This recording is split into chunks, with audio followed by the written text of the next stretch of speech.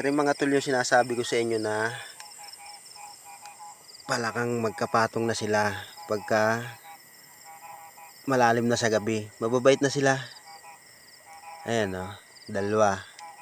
Pero mga tol, hindi ko sila kukunin. Nagpaparami kasi sila. Kasi pag sila ng itlog, kami rin naman ang kukuha nito.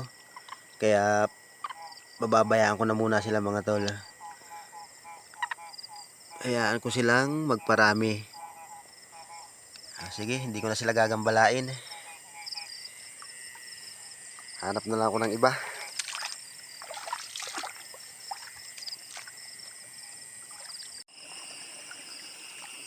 Ito pa mga tol.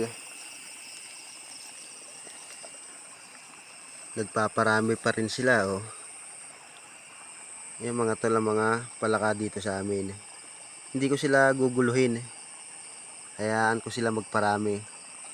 Para pag sila nakapagparami, kami rin naman ang huhuli. Hindi ko na sila gagambalain. Binidyuhan ko lang mga tol para makita nyo. Pero tol, malaki to. Ang malaki dyan mga tol, yung babae. Yung nasa ibabaw niyan, lalaki, maliit.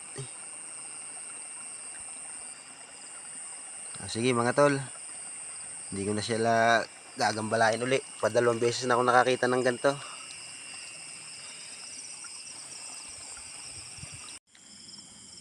Ito pa mga tol, patatlo na to. Ibang posisyon naman ito. Ang ganda ng kanilang pagkakatago oh.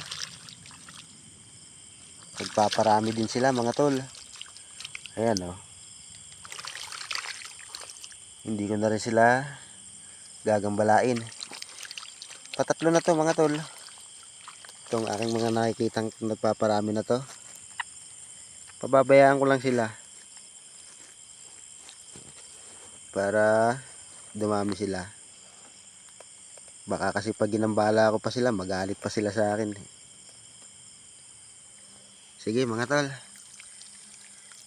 Iwanan ko na sila dyan.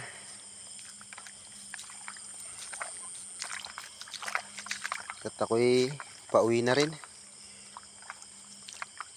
Gabi na.